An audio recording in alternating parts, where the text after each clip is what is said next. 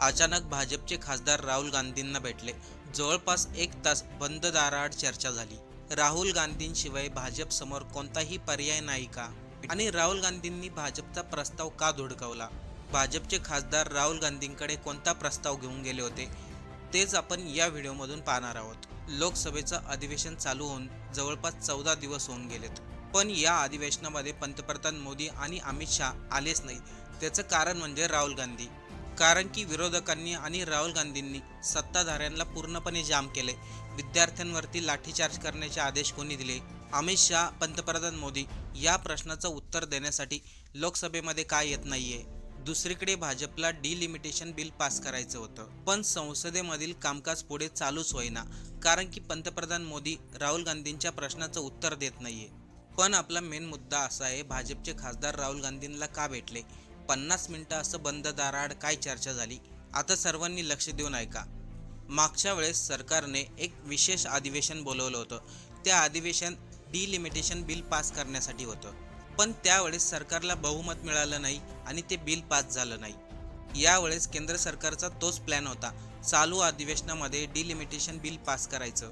20 जुलैपासून चालू झालेल्या अधिवेशनामध्ये एकदाही सविस्तर चर्चा झाली नाही.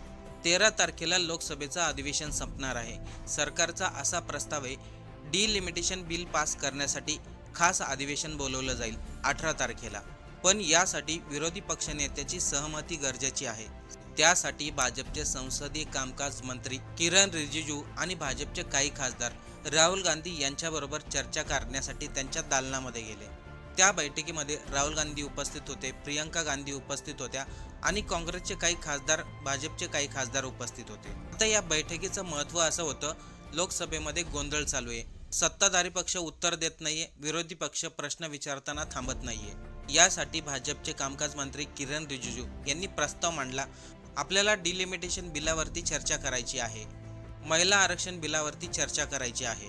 यावरती राहुल गांधी स्पष्टपणे म्हणाले, आम्ही याच्यावरती चर्चा करण्यासाठी तयार आहे, पण या अगोदर आमच्या 2 अटी आहेत, त्या मान्य कराव्या लागतील. आता राहुल गांधींनी 2 कोणत्या अटी ठेवल्यात ते आपण पाहूच, पण त्या अगोदर हे गरजेचं आहे, भाजपने जे डिलिमिटेशन बिल आणलंय त्यामध्ये असं विशेष आहे तरी काय? डिलिमिटेशन बिल म्हणजे मतदारसंघांची पुनर्रचना करायची, म्हणजे प्रत्येक राज्यामध्ये खासदारांच्या जागा वाढवायच्या. पण या डिलिमिटेशन बिलासाठी उत्तर भारत आणि दक्षिण भारतातील पक्षांची भूमिका वेगवेगळी आहे. विरोधकांनी अगोदरच या बिलाचा विरोध केला होता. विरोधकांचं म्हणणं होतं, हे डिलिमिटेशन बिल भाजपच्या फायद्यासाठी आहे. भाजप अशा जागेवरती मतदारसंघाची पुनर्रचना करेल ज्याचा फायदा भाजपला होईल. म्हणजे एकंदरीत राज्यामधील खासदार वाढतील आणि त्याचा फायदा भाजपला होईल. त्यामुळे राहुल गांधींनी आणि विरोधकांनी पहिल्यापासून या बिलाचा विरोध केलाय. राहुल गांधींचं म्हणणं आहे, भाजपला जर डिलिमिटेशन बिल पास करायचंय तर ते सध्या लोकसभेमध्ये ज्या जागा आहेत त्याच्यावरती देखील करू शकतायत. त्यासाठी मतदारसंघाची पुनर्रचना करण्याची गरज नाही. म्हणजे या ठिकाणी केंद्र सरकारला डिलिमिटेशन बिल पास करण्यासाठी 2/3 खासदारांची गरज आहे आणि तेवढं बहुमत सध्या केंद्र सरकारकडे नाहीये. त्यामुळेच तर मागच्या अधिवेशनामध्ये ते बिल पास झालं नव्हतं. पण यावेळेस परिस्थिती वेगळी होती.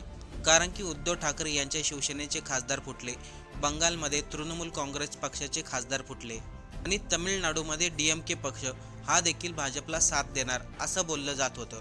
कारण की तमिळनाडूमधील DMK पक्षाकडे 22 खासदार आहेत.